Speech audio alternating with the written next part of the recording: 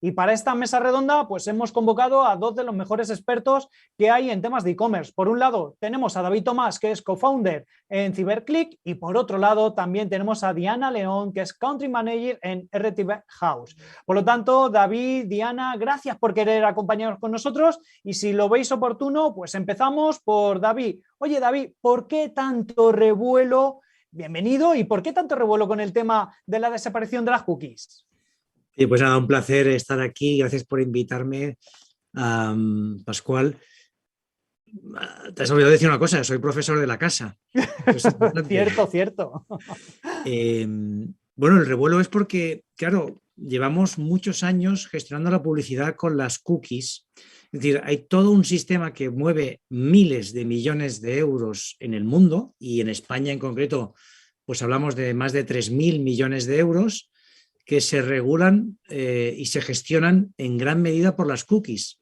¿De acuerdo? Entonces, claro, esa tecnología que hasta ahora nos ha permitido recoger información de los usuarios y que ha hecho que la publicidad digital en los últimos 10 años, diría yo, haya mejorado mucho con la llegada de la programática, de la conexión de toda esa información en tiempo real y el uso de los datos para mejorar la experiencia publicitaria y, por lo tanto, los resultados de la misma, pues están entredicho por un tema principalmente de privacidad.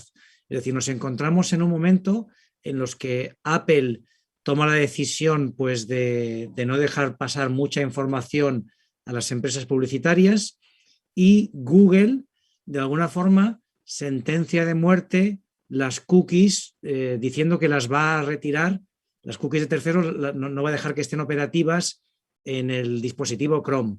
Esto estaba previsto para este año, pero claro, el revuelo ha sido tal y se han dado cuenta que se cargaban una industria enorme y por lo tanto se cargaban sus propios ingresos que han tenido que frenar. Entonces, claro, ahora mismo está todo el mundo, pues, yo diría nervioso porque no se sabe cuál va a ser la solución. Yo también digo que no nos tengamos que poner nerviosos porque al final los primeros interesados en que esto funcione son Google, claro, es Apple, es Facebook, es Amazon. Todas estas compañías necesitan que haya un sistema que funcione. Pero también los usuarios necesitamos que haya un sistema que nos proteja la privacidad, porque es verdad que la cantidad de datos que se gestionaban era un poco casi, bueno, a mí me leía un tuit hace tiempo y digo, pues tienes razón, decía, oye, de aquí 20 o 30 años, la gente mirará atrás y dirá, pero qué salvajes éramos dejando que toda nuestra información circulara libremente a disposición de miles de empresas para hacer con ello lo que les diera la gana. Me callo ya, dejo sí. hablar a Diana. Oye, desde luego, esto genera muchísima incertidumbre. Diana, bienvenida. ¿Este revuelo está justificado, esta alarma general? Mira, todos los cambios generan alarma, sean para bien, sean para mal, como sean, porque pues el ser humano está acostumbrado a estar en la zona de confort, como bien lo decía David, llevamos muchos años trabajando con las cookies, entonces el hecho de que tengamos que salirnos de donde estamos, buscar nuevas alternativas, veámoslo más bien como una evolución David lo mencionaba muy bien, el tema de la privacidad es precisamente lo que jala este cambio, son los usuarios los que están pidiendo que se trate de mejor manera sus datos. Obviamente hay políticas que ayudan a regular esto, el GDPR y demás, pero desde el punto de vista de proveedores, pues también tenemos que hacernos responsables, todos los actores de la industria, de responder a las demandas de los consumidores y poder hacerlo. Google, de hecho, no fue el primero que lo hizo. Lo que pasa es que, claro, al ser el player más grande del mercado, pues genera como todo este revuelo, pero Firefox ya lo había hecho, Mozilla. La diferencia está en que a lo mejor estos un poco más pequeños pues no habían propuesto una solución que reemplazara las cookies, que es lo que Google sí está tratando de hacer, ¿verdad? Ellos cuando lanzaron esto al principio de 2020, cuando anunciaron que iban a dejar de soportar las cookies, empezaron con una propuesta que es el Privacy Sandbox, que muy probablemente pues todos estamos muy familiarizados, que ha tenido una cantidad de evoluciones, de cambios. Nosotros personalmente desde RTV House hemos estado muy envueltos en ayudar al desarrollo de que realmente sea una solución a largo plazo. Tampoco será la única, hay otras por supuesto, pero creo que lo importante es eso, como entender que el cambio es necesario, deriva de lo que los usuarios están pidiendo, nosotros como industria lo tenemos que hacer y se trata más bien es de, en lugar de simplemente quedarnos en la fase de pánico, que esa ya debió haber pasado hace rato, trabajar en estar listos Se dio más tiempo, David mencionaba, precisamente estaba previsto para este año, pero dieron hasta final del 2023. ¿Qué pasa? Que muchas empresas lo que escuchan es, es en final del 2023, entonces voy a guardar el tema en este cajón y le vuelvo a prestar atención en un año. No se trata de eso, la invitación es a que no se haga eso, que realmente... La invitación entiendo que es a la reflexión, pero claro, cuanto más se va retrasando el deadline, cuanto más se va retrasando la fecha final, como tú dices, Diana, pues al final vamos retrasando también la búsqueda de posibles soluciones que nos ayuden a reservar. Y claro, hay jaleo, hay alarma, claro, porque llevamos trabajando los profesionales de marketing mucho tiempo de esta forma y ahora se nos dice que vamos a tener que cambiar y tenemos incertidumbre sobre aquello. Has planteado el tema de las organizaciones, Diana. ¿Cómo? Vale, ya hemos visto que es el revuelo de que se está generando, cuál es el proceso que está generando también Google Chrome, Google en este caso, pero cuál es el impacto en una organización. Es decir, estamos hablando, vamos a ponernos en el lugar de una pequeña pyme de 10, 15 trabajadores que vende y que vive sus ingresos a través de un e-commerce. ¿Cuál es el impacto de este cambio en una organización? El impacto en todos los actores de la industria sí es muy grande porque desde el principio no tenemos que ponernos de acuerdo en que a nivel de la capacidad de cada quien pues hay que determinar una cantidad de recursos, tanto económicos, de tiempo, de personas involucradas en poder prepararse para este cambio. Cuando se anunció, inicialmente se hablaban de unos escenarios catastróficos, que si la publicidad iba a perder una eficiencia de más del 50%, que si los publishers iban a perder un revenue, unos ingresos de más del 70%, porque pues sabemos que obviamente el modelo de suscripción todavía no está tan democratizado. Pero precisamente para eso se da este tiempo de empezar a hacer como todas las preparaciones y los cambios. El principal impacto y lo principal que cualquier organización de las diferentes partes de la industria y tamaños deben tener en cuenta es que sí hay que destinar, hay que prestar atención a esto, hay que destinar unos recursos de tiempo y de personas internos, externos, según las capacidades, para estar listos, aliarse con los proveedores, a lo mejor tecnológicos que estén preparados, ¿cierto? No se trata pues de que cada organización tenga que hacer como una completa reingeniería, pero sí aliarse con las agencias, con los proveedores, con las terceras partes que estén listos para eso, estar muy informados es lo principal. Esto cambia todos los días, estamos en la industria más dinámica que existe y pues este tema todos los días sale algo nuevo que nadie sabe. Entonces, están muy informados. David, ¿podríamos llegar al punto de que el impacto para una organización que no se ha preparado bien puede provocar su desaparición, su quiebra, su cierre? No lo creo. No lo creo. Habría que ver qué quiere decir no prepararse nada, ¿no? Pero yo creo, respondiendo también a la pregunta anterior, claro, una empresa, lo que decías, una pyme que tiene un e-commerce, tampoco tiene que agobiarse mucho a día de hoy porque no está claro cuál va a ser el estándar. Pero lo primero que tienes que tener claro es, bueno, vamos a ver, yo cómo traigo visitas, cómo vienen mis clientes, cuáles son las plataformas principales que yo uso. Evidentemente, si soy un e-commerce, pues Google va a ser una plataforma importante con toda la parte de Google Shopping y Smart Shopping.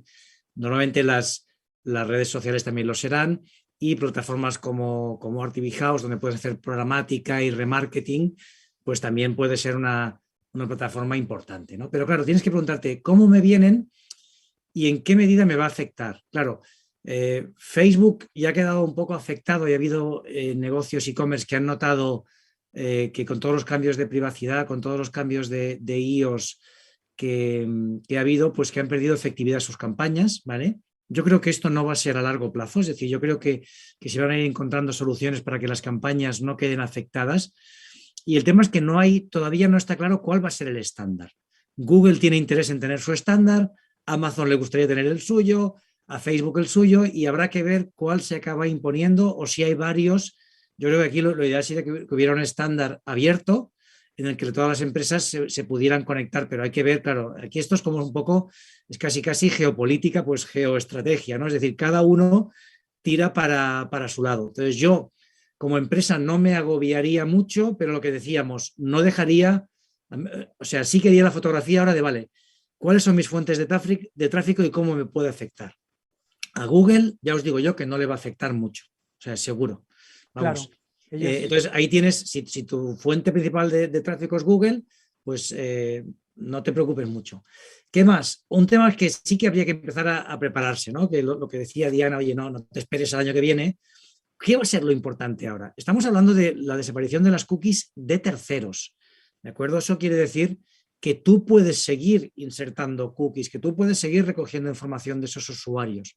Entonces, lo que va a pasar ahora es que va a haber una carrera por todas las compañías por empezar a tener lo que se llama el first party data, es decir, tener datos de mis clientes y de mis posibles clientes, tanto de, o sea, sus datos personales como de comportamiento, y yo usar esa información. O sea, vamos a ver una explosión del CRM y de la fidelización.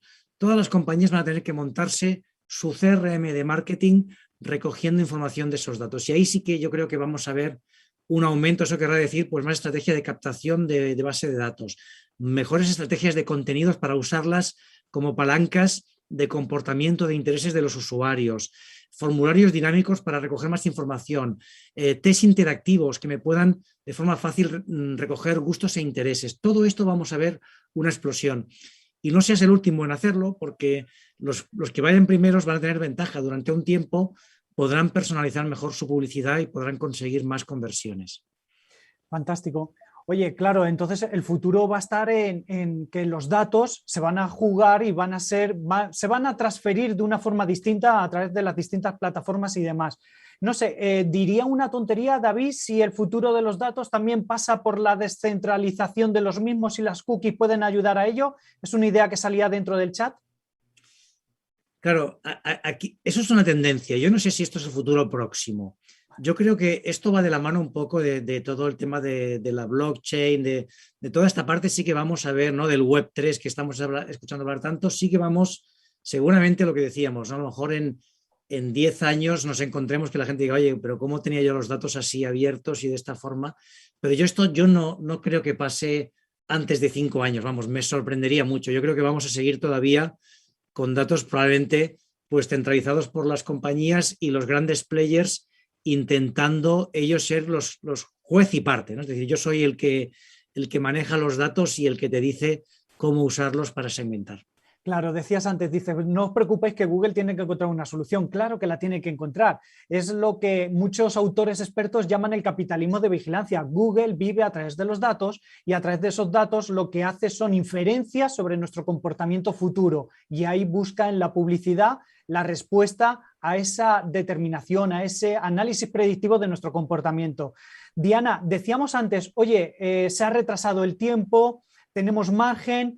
Pero entonces, claro, todavía no tenemos una alternativa, es decir, esto va a ocurrir, pero ¿existen alternativas ya hoy en cuanto a una solución tras la desaparición de estas cookies de terceros? Sí, sí hay. Algunas y muchas de ellas, por supuesto, están en constante modificación y trabajo. Hablábamos de este Privacy Sandbox, que como bien lo mencionas, pues claro que Google es el más interesado en proponer una solución y está trabajando en ello. Ellos al final de cuentas, pues sí tienen que escuchar a la audiencia y a los entes que regulan, pero pues también tienen su negocio, ¿verdad? Pero también hay otras, y hay otras que de hecho están disponibles desde ya. Por ejemplo, el tema de la publicidad contextual, que no es nuevo, no es algo para nada nuevo, de hecho viene de tiempos inmemorables, de incluso offline, cuando veíamos en los periódicos y entonces en la sección de deportes pues se anunciaban los artículos deportivos porque se asumía que había un interés. La gran diferencia, claro, es que trasladado a digital, pues tiene muchísima más exactitud porque tenemos de nuestro lado la inteligencia artificial, que ahorita entra a jugar un papel fundamental pues en todos estos cambios, en un universo más o menos caótico, con cosas nuevas, con poca información, con tema de datos y demás. Entonces, lo que viene a ser como realmente la diferencia, hablando específicamente, por ejemplo, del tema contextual, es cómo la inteligencia artificial puede llegar a tener mucha más exactitud en lo que realmente le interesa a un usuario, en poder hacer estas predicciones, estos análisis al tiempo que se cuida la marca, porque ojo que el brand safety es otro tema bien importante en la industria y no se puede dejar de lado. Y obviamente entre más avanzada sea la tecnología, pues mejor opción va a haber para tener esto no hay que esperarnos a que se vayan las cookies para usarlo, eso existe hace rato, se está usando. Nosotros, de hecho, en RTV House lo usamos mucho porque también entendemos que el consumidor, independientemente de este tema de cookies, está pidiendo otro tipo de cosas, como por ejemplo que no se le encasille dentro de un demográfico de todas las personas que encajan dentro de estos criterios son iguales. Hay un ejemplo que circula por ahí, es si nos vamos solamente al demográfico y hablamos que queremos llegar a hombres británicos, millonarios, de cierta edad, digamos que nacieron en el 48, creo que es el año, y que sean dueños de un castillo. tanto Ozzy Osbourne como el príncipe Carlos. Y estamos claros en que hay diferencias. Entonces, pues es importante como no encasillarnos solo en eso, usar como todas los temas que podemos usar de tecnología que está a nuestro alcance, la inteligencia artificial, te digo, contextual, pues es algo que ya existe desde hoy. Privacy Sandbox seguramente va a ser una de las soluciones que probablemente se acepte ampliamente, pues porque viene de Google y es el jugador principal. Hay otras también a lo mejor basadas en ID que no tengan necesariamente que llegar al punto de fingerprinting porque eso es lo que se quiere eliminar, pero sí a lo mejor grupos pequeños donde los usuarios comparten sus datos de manera cerrada a través de logins, que estos a lo mejor sean algunos de corto plazo, de largo plazo, como bien decía David, esto va evolucionando todo el tiempo. Es cuestión de monitorear. ¿Alguna alternativa por tu parte, David? Porque decía Diana, oye, el Big Data, hay un montón de soluciones también en analítica de datos que tampoco tenemos que esperar a que esto acabe. ¿Alguna alternativa a esta posible potencial desaparición de estas cookies que podamos hacer ya? No, justo la que comentaba antes, ¿no? La de empezar a tener un plan de trabajo para tener first party data. Es decir, tener claro que tenemos que montar nuestro CRM, tener nuestro... Y un Customer Data Platform sería lo ideal, todavía son caros, no hay, para muchas empresas, si hablamos de pymes y pequeños e-commerce, todavía sería caro para ellos por la inversión que hacen. Entonces yo lo que me preocuparía es de que más adelante lo pueda activar en campañas de publicidad y de marketing, ¿no? Pero yo creo que eso sería para mí el foco a día de hoy. Y lo que digo, estar atentos a las novedades. No está claro cuál va a ser la solución que se va a adoptar, ¿no? Porque hay demasiados intereses y todavía no hay nada definitivo. O sea, nadie quiere ceder. Vamos, esto es así de claro. Claro. Fíjate, nos decían por el chat y nos trasladaban una pregunta que va muy relacionada con la última pregunta que yo os quería trasladar. La última pregunta que yo os quería trasladar es qué se puede hacer ya hoy, qué estáis haciendo vosotros que sois los profesionales. Y es que por el chat justamente me decían, oye Pascual, tengo una pequeña plataforma e-commerce, ¿qué puedo ir haciendo ya? Yo creo que les hemos dado una pista, pero para una persona que ya ve preocupación en esto y no se quiere esperar a ese deadline final, ¿qué podría ir haciendo ya, David? Por lo que acabo de decir, o sea, al final tener claro cómo va a empezar ellos a recoger datos de primera mano, por un lado, entonces hacer un plan ya de empezar a crear una estrategia de recogida de datos y una estrategia de segmentación, de creación de contenidos para ir perfilando usuarios, que su base de datos, tanto de clientes como de prospectos, la tenga activo, que haga acciones también para captar base de datos, que hasta ahora para muchos e-commerce no era prioritario. Decían, bueno, yo traigo tráfico directamente de Google, me compran y ya está, pero no quiero invertir en una base de datos, ¿no? Cuando hace años sí habíamos tenido modelos que estaban 100% basados en captar una base de datos, como por ejemplo un Privalia en su día, ¿no? O un Groupon. El modelo era yo capto una base de datos y luego la activo. Pues probablemente muchos e-commerce tendrán que pasar por aquí para después segmentar bien. Y lo segundo, lo que decíamos, auditar lo que tienes, tener claro cuál es lo que tienes, ver si hay un riesgo en lo que puedas perder, que alguna de las plataformas que uses, ver si hay riesgo de que por el tipo de segmentación que estás haciendo puedas perder esa capacidad, ¿no? Que esto ya se está produciendo, lo estamos viendo en Facebook y lo vemos en otras plataformas que cada vez te van capando más las variables de segmentación. Entonces, bueno, pues ir auditando lo que tienes para que no te pille de repente el toro, que sí que le pasó a algunas empresas, de decir, oye, yo tenía todo mi tráfico de social, cuando Apple aplica el cambio, de repente encuentro que mis campañas performan un 40% peor y ya no me salen los números. Pues bueno, cuidado con este tipo de cosas, ¿no?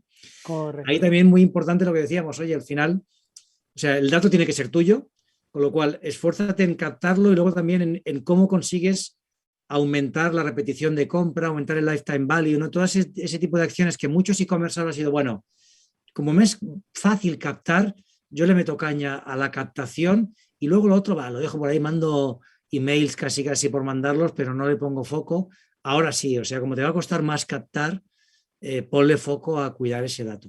Fantástico, David. Diana, en este plan, una plataforma, una pequeña pyme que quiere empezar a hacer algo ya mañana, ¿qué podría hacer esta persona, esta plataforma, para no esperarse tanto tiempo?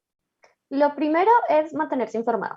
O sea, realmente creo que lo más importante, porque También, y lo decía David hace un rato, o sea, no todo está escrito, todavía no se sabe cuál es la solución exactamente cómo va a funcionar, entonces como que hacer todos los cambios en este momento, pues es un riesgo también, ¿verdad? Es simplemente estar monitoreando, estar preparándose, saber en dónde se está, cuáles son las opciones disponibles, no necesariamente quedarse solo con una, sino ver cuáles se pueden usar, porque precisamente algunas cumplirán mejor los objetivos de cada empresa según su tamaño y su estrategia.